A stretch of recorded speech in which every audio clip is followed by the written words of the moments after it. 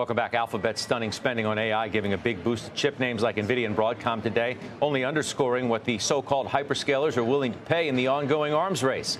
Ankur Crawford is Alger's executive vice president and portfolio manager, owns many of the names in this conversation, and that's why she joins us now. It's nice to see you. Good to see you, too. Okay, so you recently doubled your position in Alphabet. You were dramatically underweight. Is it still underweight? It's still underweight, but closer to the benchmark. Okay, what was your take from the quarter? I think, everything actually turned out better than we had expected. Search, YouTube, CapEx spending, GCP was good. CapEx spending got taken up, and for the right reason, right? Because demand was greater than supply, so they have to add more capacity. What I think is interesting about Alphabet at this moment in time is that everyone had written them off as an AI loser. Yeah. And maybe including you. Including me. But things are moving so fast in this world of AI that companies have the ability to leapfrog and come back in the game, especially a company like Google. You look at Gemini 2.5, it's one of the better models on the market right now. AI overviews, it's a nice onboarding of AI for the general population. Like all of us use Perplexity or ChatGPT or Grok. The average person really lives on Google, and that AI overviews is an incredibly convenient onboarding.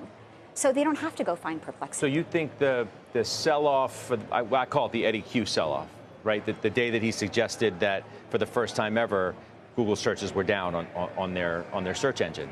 That was way overdone. Can you make that statement, or are you still concerned about where their role is relative to the large language models that are getting some market share that they once had? Look, I think there's three issues that plagued Google: the DOJ, search, and whether or not they're an AI player. Did you rank those in order of importance? No, not necessarily. It was search. It would be search, DOJ, or AI, and then the DOJ. Okay. In that order. We'll know about the DOJ soon. I think they're becoming a player and proving that they can cross this chasm. And maybe they're a little slow, but they can catch up. And search is still an existential question for them. And how they're going to have to deal with search and protect that business, not sure. You see $85 billion that they're spending. Does it make you love NVIDIA even more? Yes. It's your biggest position. It is. I think what is very clear is that if you look at the amount of usage of AI, it's just exponential. I mean, I looked at my own usage a month ago, and it's a 30-fold increase in the last 8 months of number of tokens that I've used in just ChatGPT. And if you look at where we are in terms of adoption rates of AI, we're just starting with the general population. So, if we think about what's about to happen in terms of usage and the compute needed, we're at the very early stages. You made me think of something as you're just saying that. How, as a portfolio manager, do you look at your own usage of searches and queries and whatever, and try not to make too big of an assumption that what you're doing, others are doing? You said in your own words, the general population, right, is still using Google search, but your own influences can influence the way you see certain stocks. Can you talk to me about that? Sure. I mean, because you reference it as a key data point.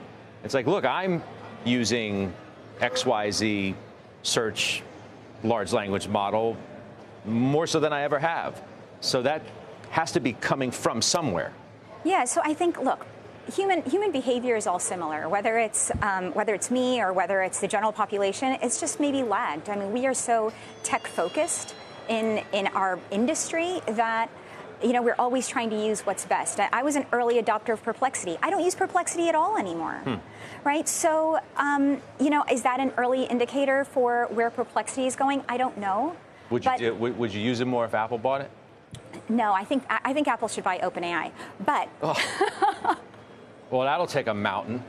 Well, really? I mean, if they pay, I don't know, $800 billion for it, it's 25% of their market cap. It's not so much of a mountain to cross the chasm.